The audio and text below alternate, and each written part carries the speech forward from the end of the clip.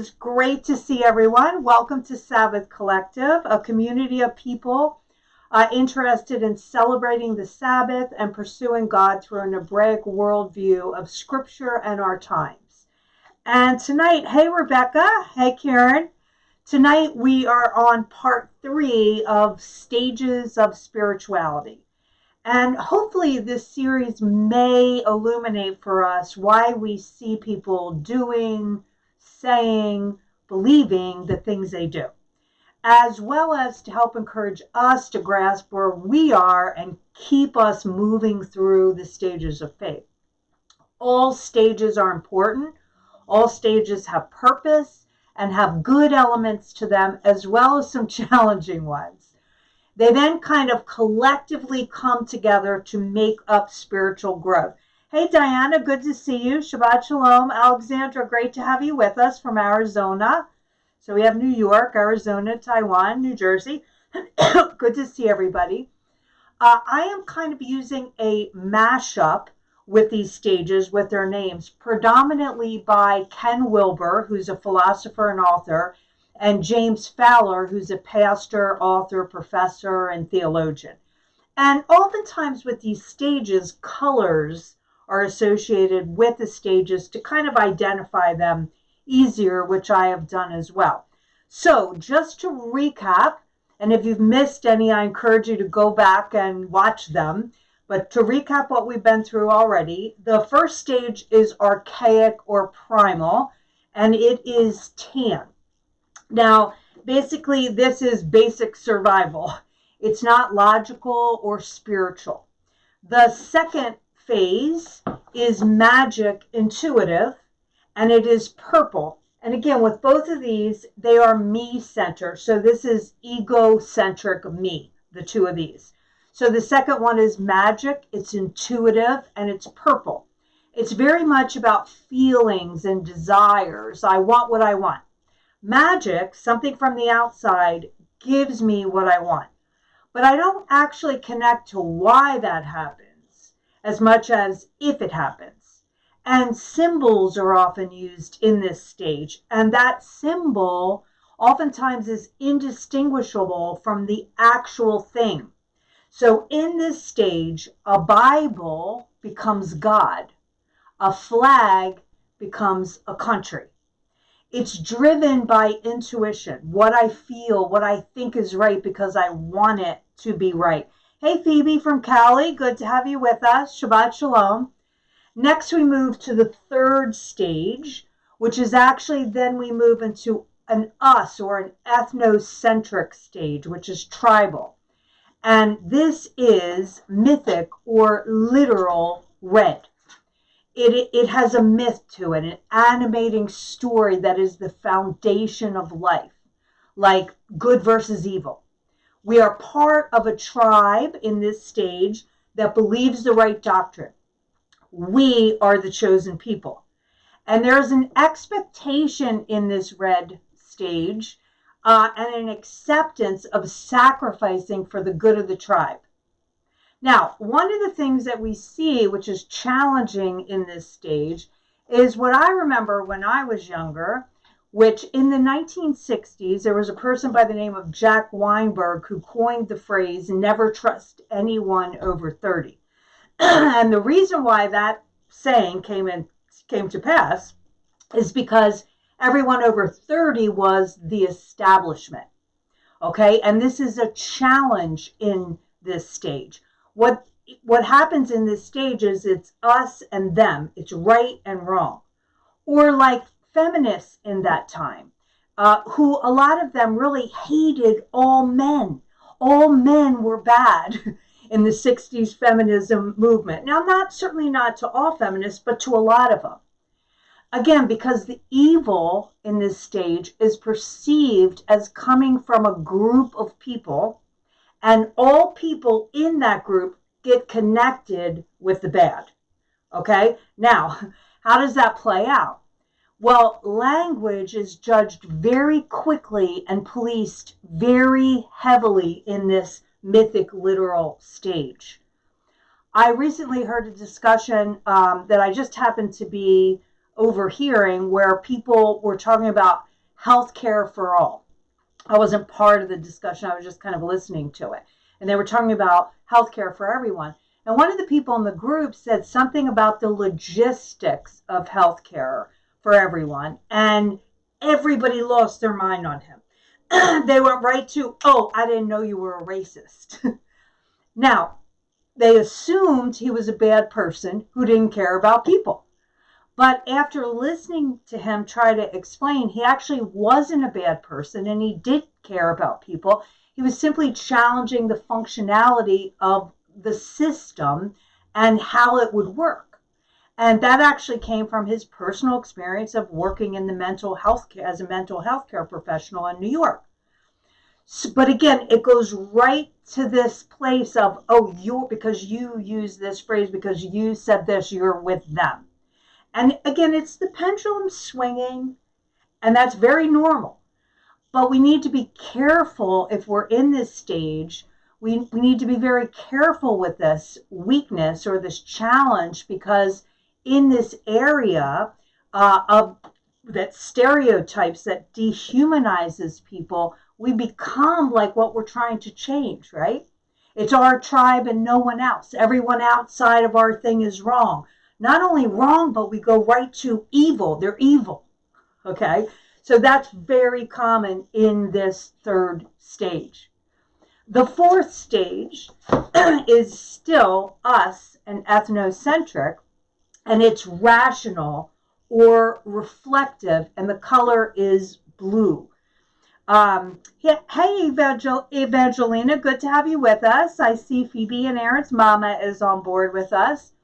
Rational or reflective blue. Now, rational, meaning based on science, on facts, in logic.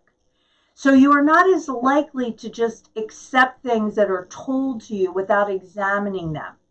And it's a shift from believing because others do to cultivating spiritual beliefs of your own, where you have the capacity to look at a greater number of perspectives, to see things from a larger viewpoint. It's very much expansion. But this is still an us group, okay? Still happens within one's own group. It is reflective, meaning thinking deeper and looking within. And it can be a time of deep anxiety and soul searching, where our faith is quite literally shaken to its core at this stage.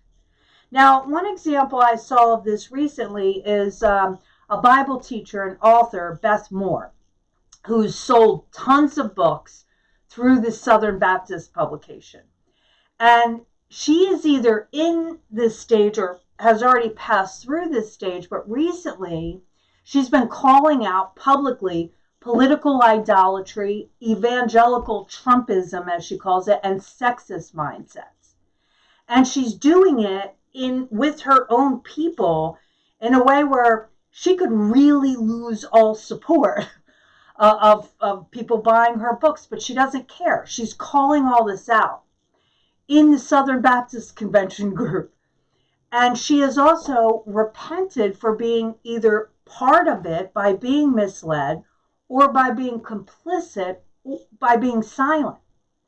So again, this is very much this. It's reflective. We go deep. We look at things. In this stage, the individual takes personal responsibility for their beliefs, actions, and feelings.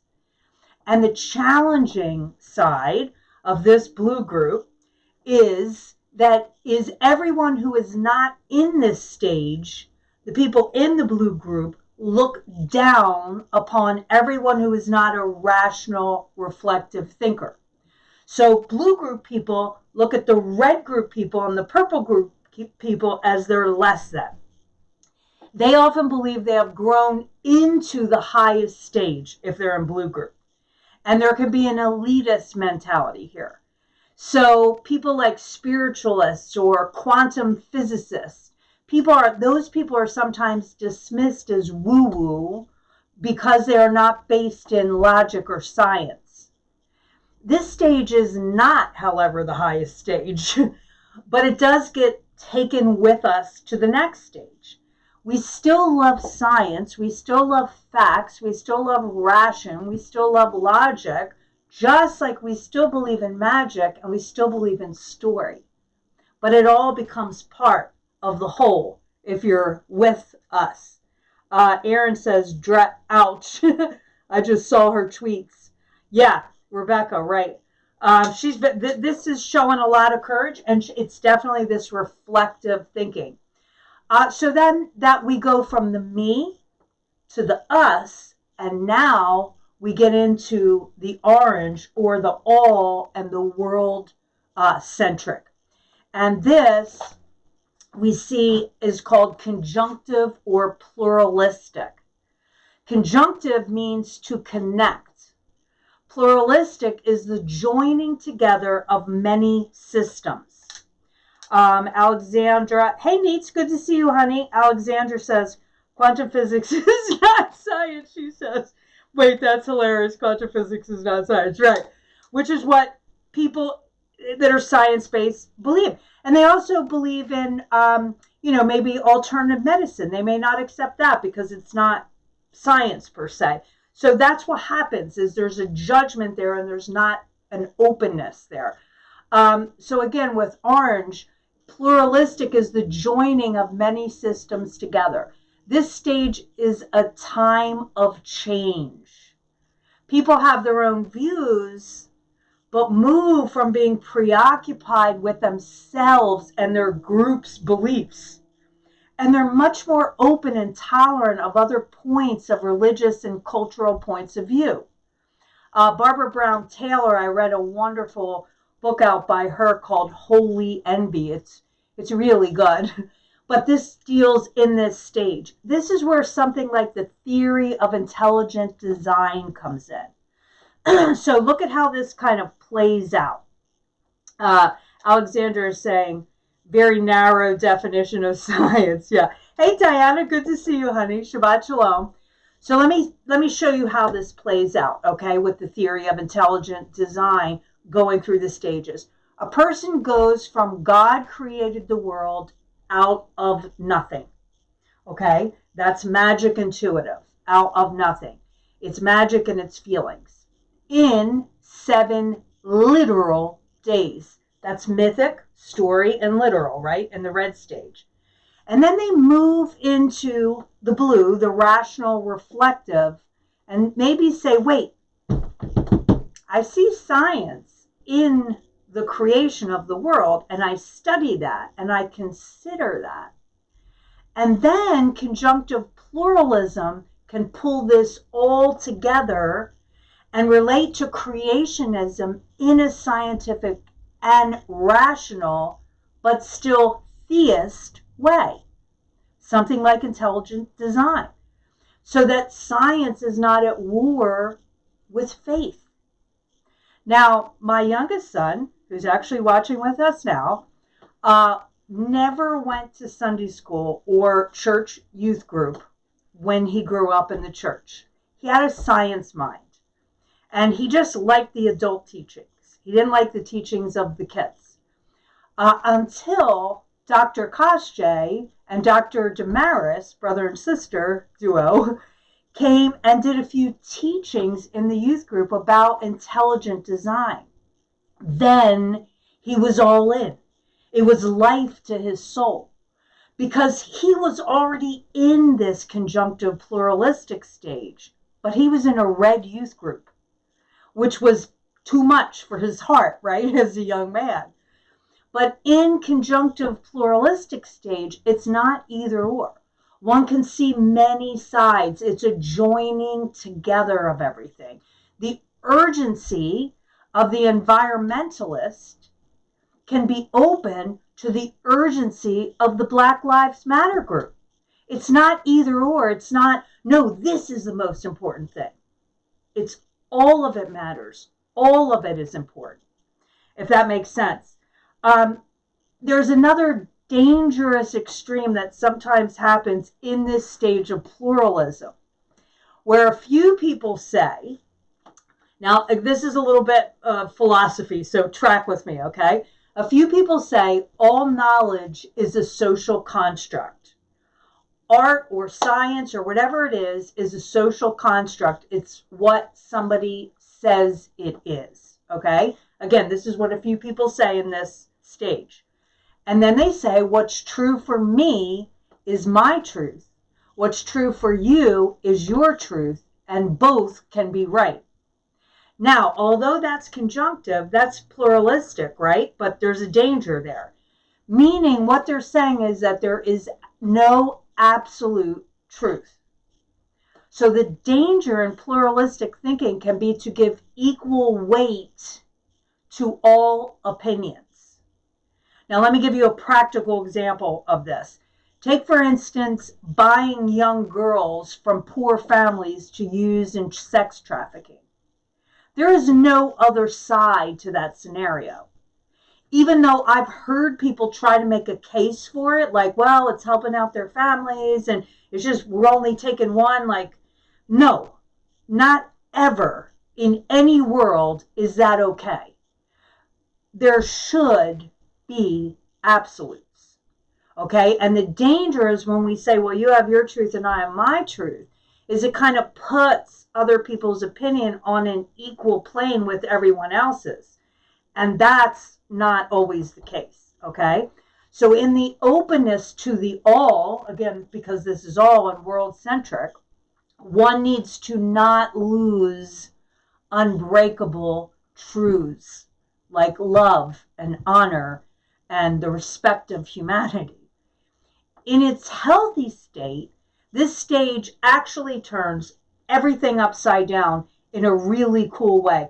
Truth versus fact. Yeah, Aaron is saying.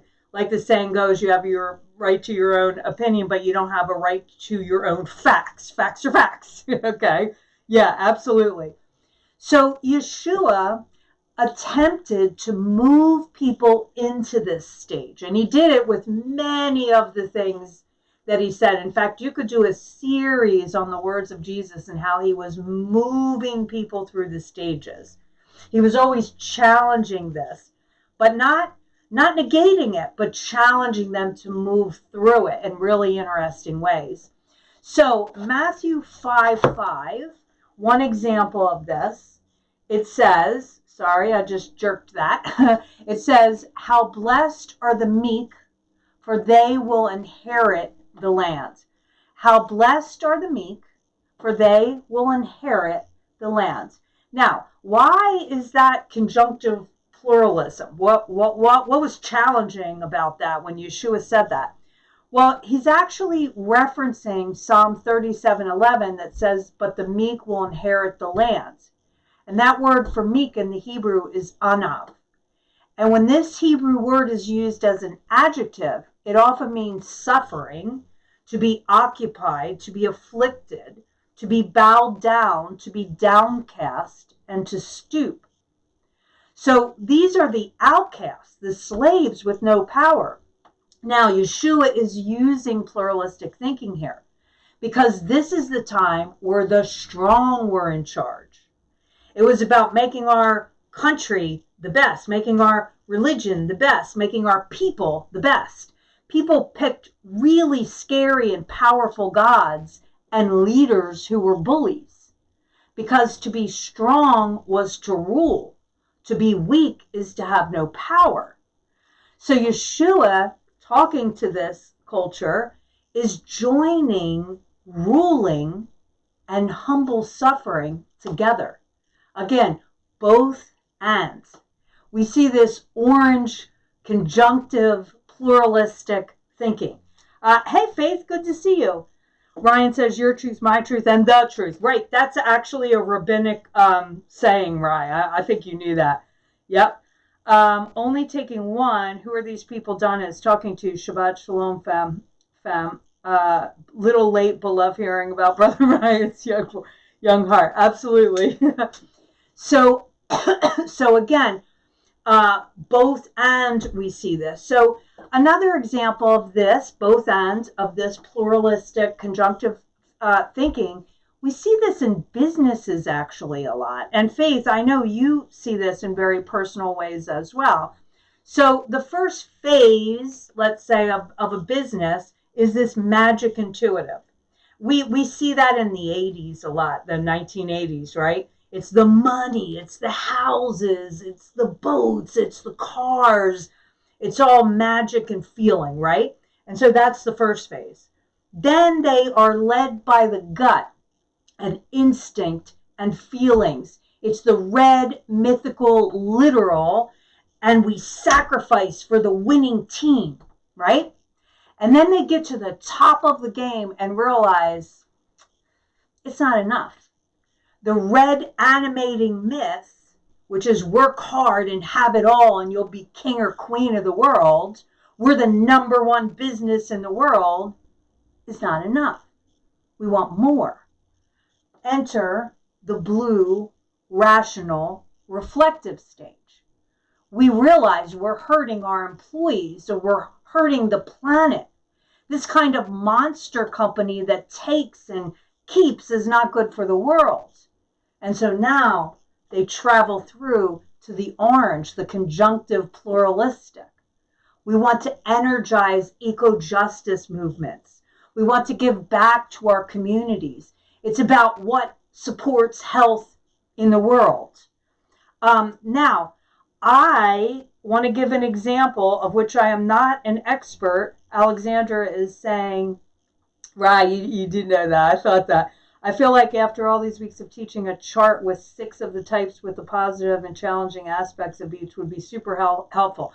I can do that, Alex. And also keep in mind, there's one more after this, which is where I'm going to talk specifically how we move through them. So that'll be helpful, and how we can encourage other people to move through them. So I want to use a sports analogy because my family, other than Neats and me, are men, okay? So I hear a lot of men talk about sports. So I want to talk about the NBA versus the NFL. So the NBA is so much farther advanced than the NFL. Now, obviously, I'm talking about in general. I don't know what where every person's at, but in general. The NBA said recently, use your platform for your message. Protest, yes, and do it visually. In a time of pandemic, they created the bubble for safe playing. And 173 games happened with 0 cases of COVID. Over 2,000 people in the bubble. NBA players start schools. Health and families matter. The NBA players took the voter registration in the NBA, among other players, from 20% to over 80%. As a whole, they are in this stage compared to the NFL. Virtually no support for injustice issues. Taking a knee? Safety in the time of COVID doesn't really matter. In one team, they had 22 cases in 1 week. And even before SARS-CoV-2, concussions, traumatic brain injuries, right, were known for decades and ignored until it became a publicity problem. In the NFL, few black coaches with virtually no job security, 0 black owners. NFL is being pushed to move into more advanced stages, or it may get left behind, okay? But again, this is all part of the journey, and we see it playing out in so many different ways. Alexandra says, yes, please, how to move and encourage others to move alongside. Yep, we are gonna get there, Alex. Yep, absolutely. So we don't want to start a fire. So the last one is universalizing enlightenment, which is the green. And again, this is all and world centric. And what they say is it's very rare to reach this stage. In universalizing enlightenment, those who do enter in are people who look for universal values, such as unconditional love and justice, who relate to the sacred in humanity and the planet with awe, with connection, with service. They are less concerned for themselves and more with taking care of others. Now, someone like Malala Yousafzai, who challenged oppression of women and the denial of them to be able to get an education. She challenged religious extremists and literally risked her life to do so. She was shot. She could have died. That's the action of someone who is universal, who is enlightened. Clara Graves says, with this new level, a catechism of meaning is crossed. I love that. With this new level, a catechism of meaning is crossed. We see things from a different perspective. It's about all, not just me, not just us. This is about how to share, how to give, how to support, about all things integral. This is integral business, integral politics, integral medicine, integral education, and integral spirituality. It's about waking up and enlightenment. It's usually an aha thing, similar to what we talked about with Paul a couple weeks ago, how he he encountered the Spirit of God. And Yeshua said, yo, what's up with this? Why are you doing this to me? It was a revelation out of an experience, an aha thing. And we're going to talk about that a little more when we talk about how we open ourselves to learn in this way. We see an example of all of these stages with Abraham when Adonai encounters him in Genesis chapter 12, verses 2 and 3. God says to Abraham, I will make of you a great nation. I will bless you, and I will make your name great. Now, that's about the me, okay? That's egocentric. That's about the me. And you are to be a blessing, and I will bless those who bless you, but I will curse anyone who curses you. Now, that's tribal, right? Ethnocentric. That's about the us. That's the tribe. That's the clan. It keeps going. And by you, all the families of the earth will be blessed. And that is about the all. So we move me, us, all. The promise is God moves through Abraham, who moves through a tribe that exists to bless everyone in the world out of Adonai's abundance. Let me see what y'all are saying here. Hey, Alicia, good to see you. Can we make our own aha? Yes, we can, Alicia. We can create an environment where that aha happens. And I'm going to talk about that when I talk about how we move through the stages. We can definitely really work that can happen. And we can also work that it doesn't happen, right? Which I think we all know that. Again, this is me, us, where are we? Me, us, and all. This will be a light to the world. When we go here, we become a light to the world. It's about the Tikkun Olam, the restoration of all things. So how do we go there? Well, again, we're going to get into that. But as Dr. Martin Luther King Jr. says, faith is taking the first step even when you can't see the whole staircase. That's really the way to look at this. You take that first step even though you can't see the whole staircase. Hey, Michelle, good to have you with us, honey. The me matters. The us is important too. But the purpose of the me and the us is for the all. It's for the world. So we're going to go on a break. Alexandra says, love that quote. I'm going to post both of those. We're going to go on a break then for 2 weeks, and we're going to pick it up again after these coming up holidays, and then we're going to get into how we go through these stages, how we can motivate ourselves to go through these stages, and for a lot of us, even more importantly, how we can encourage and have dialogue with other people that sort of encourages them or motivates them to continue through the stages.